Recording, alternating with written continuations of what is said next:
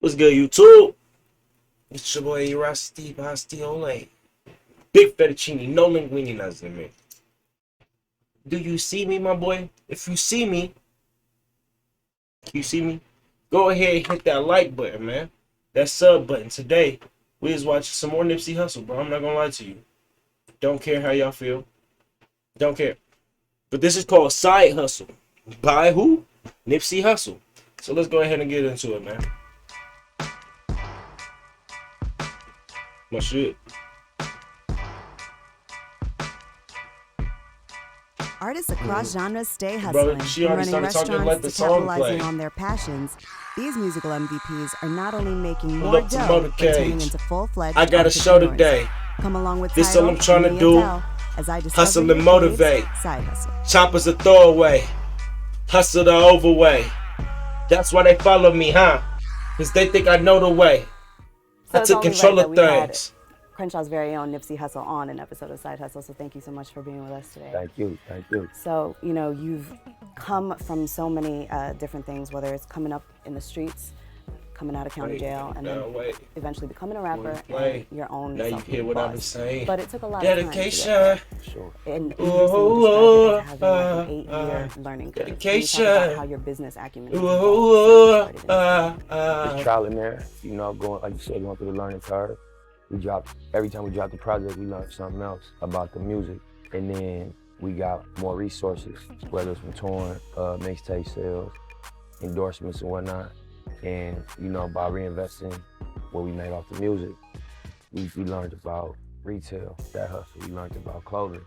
We just put our foot in them categories and just learned from trial and error, really.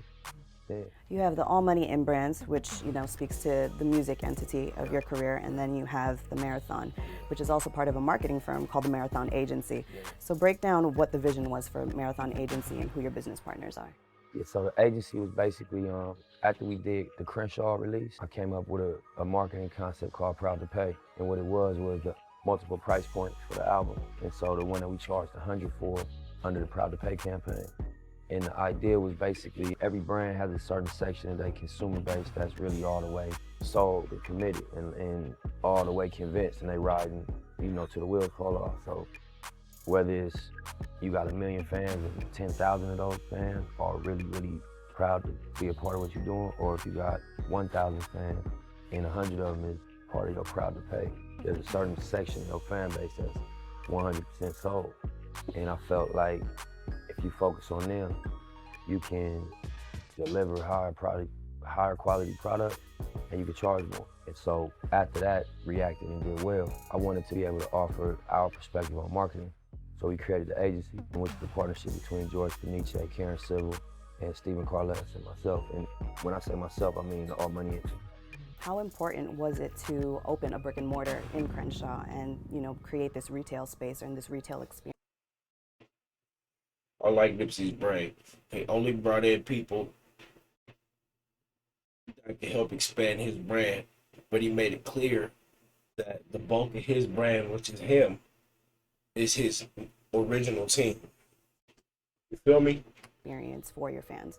I always felt like what make Apple dope is that it's a complete ecosystem. You get your phone, the same colors that the operating system on your phone is, the same colors that they store. Whoa, hold up, time out. Did you see that? A nigga was recording the phone, but the phone, virtual reality, got Black Sam on the motherfucker. Talking. Your phone is the same. Whoa, that's fire. The colors that they store is the same colors that the packaging of the product are vertically integrated is the word. Like, I didn't see that in rap, you know what I mean? Bro, to work at Nipsey Hussle's store, to work at, bro, TMC, my nigga, especially before. I think Jay-Z one of the artists that's in that direction. He owns Tidal. That's the retail space for his product. Shout out to the boss. For sure. Yo, DJ Ghost, bro, let me go ahead and get a job. You feel me? I'll sell your merch. I promise you I can sell so much of your merch. I promise you I can. So shout out to Jigga. He owns his master.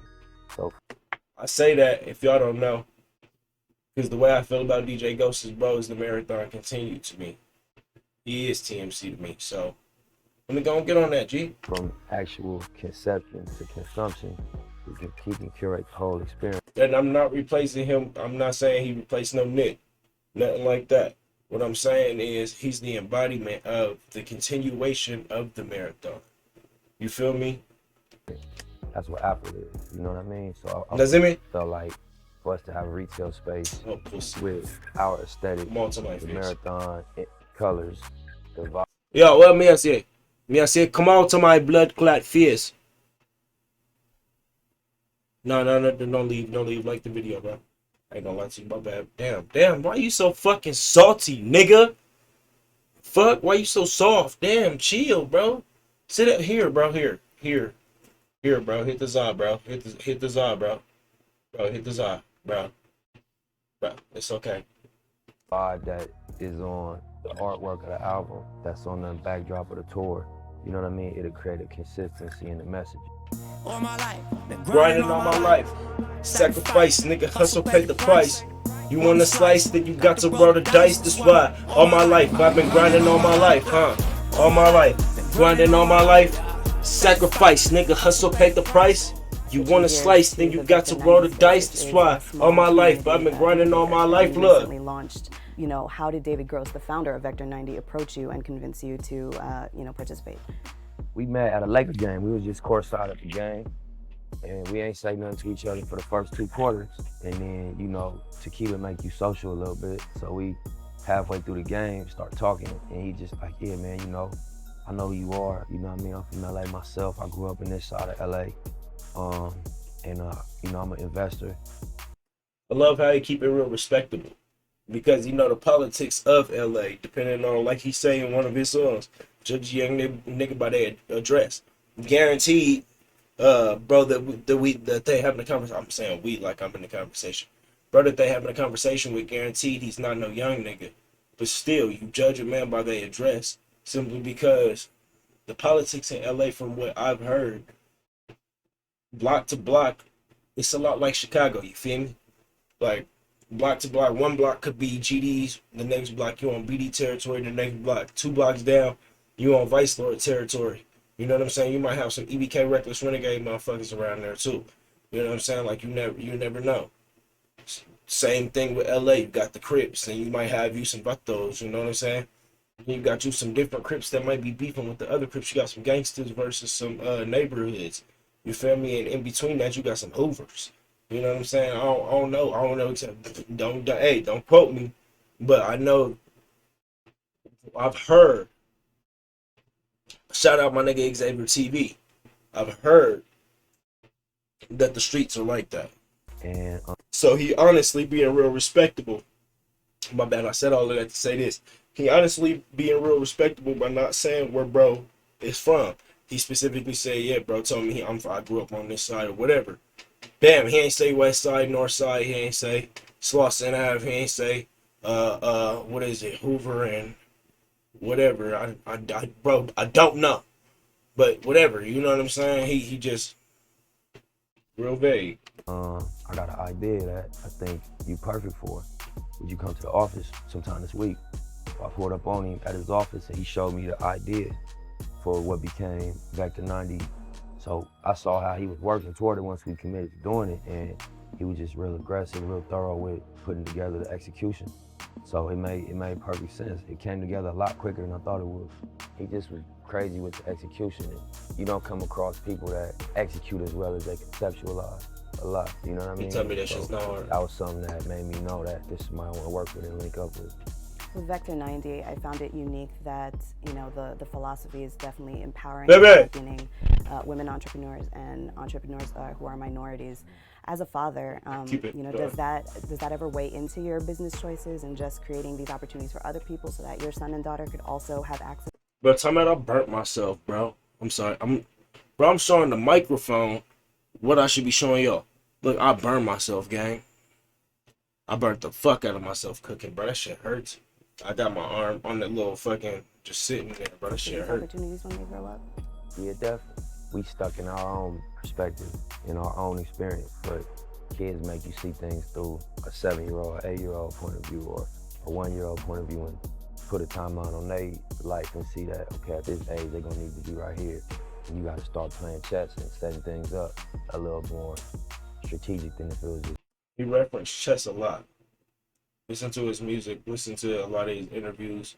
He referenced chess a lot. And Brody's fired. Pause. Cause y'all niggas be on some weird shit. His mind is. I ain't explaining myself to y'all niggas, man. You was thinking for. Zooming out a bit, you're an avid investor, but besides making more money and making a profit, what makes a good investment versus a bad one? Oh, you said besides it making money? Yes. Yeah. Something you believe in, I think. If you believe in a product or a company, regardless if it makes money first 12 months or the first year, you believe in what the product is, you believe in the people behind it, you believe that eventually it's gonna be of value, so you get in early. Because the price go up as more people learn about it and start being aware and consuming, you know what I mean? Pull up in motorcades, I got a show today. It's all I'm trying to do, hustle and motivate. Choppers a throwaway, hustle the overweight. That's why they follow me, huh? Outsider's perspective, it looks like you've been very successful with each opportunity that you've put your name on or attached your name to. But what was a big business L that you took that made you really learn something new? Man, I built a studio. I built a studio from scratch, and we did a sublease without knowing. So the guy that I leased it through, I think he's the owner of the building. He wasn't. And we did, 6-figure renovation on the inside, built it up from scratch. It was like 4 rooms, 2 office spaces. And then halfway through the construction, we got evicted. And, we had to leave 3 days after we got the eviction notice. And, that set me back. And they just had to recalibrate the whole approach. We took a big financial loss. And then also we had got comfortable in the space working. Did it strike your ego a little bit? Of course.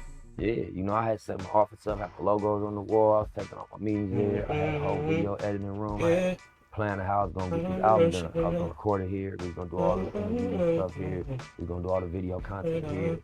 And it just all crumbled in the middle of the process. Yeah, so that one really hurt. But you live and you learn. Scared money don't make money, right? Money don't make money. Are there other businesses that you want to infuse into the Nipsey Hussle empire that you're building right now? Definitely. I think that we got a lot on the table. We got a clothing brand, we got a retail brand. I think the Marathon Store is a retail brand on its own that we can scale across the country and then outside the country too.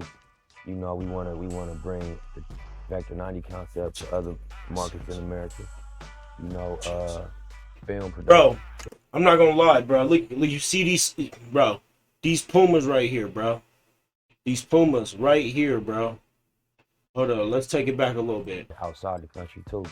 We wanna bring the Vector 90 concept to other markets. You see these Pumas right here. We're gonna let it stop moving for a second. But you see the Pumas he got on his feet, bro. Them is the Puma collabs. Them is the Puma collabs that he did, bro. I had those exact Pumas, my nigga, and I'm so upset, bro. And I've been rocking nothing but Pumas ever since, bro. Puma. Nah, don't get me wrong. I rock Chucks and some other shit. You know what I'm saying? But for the most part, I'm a Puma nigga, bro. One, because that was my mentor. You know what I'm saying? 2, because nigga, them shits was fire, bro. I was a skater at that time, and they looked like some comfortable skate shoes, which they were. But I bought 2 pairs, one to skate in, one to just wear. And my dumb ass decided to sell the pair that I just wore, because he was supposed to be coming out with another, you know what I'm saying, another rendition. And I skated the fuck out of the shoes that I had. All ripped up, tore up, bro. And then my boy died.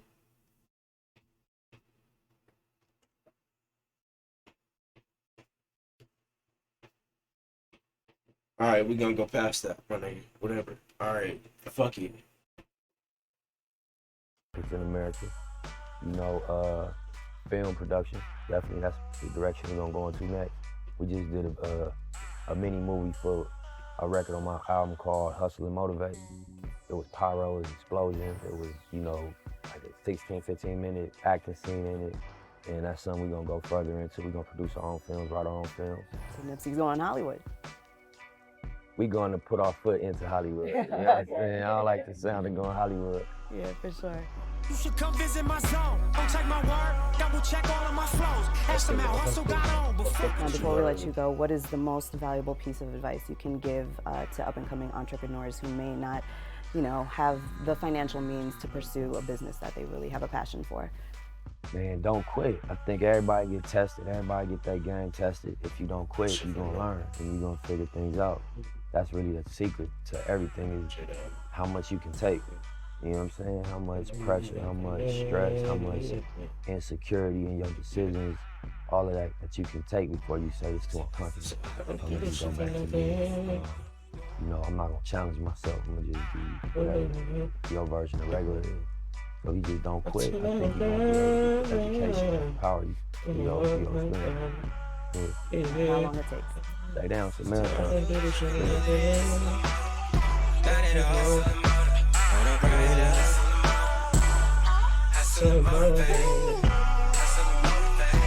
Cut the bass out.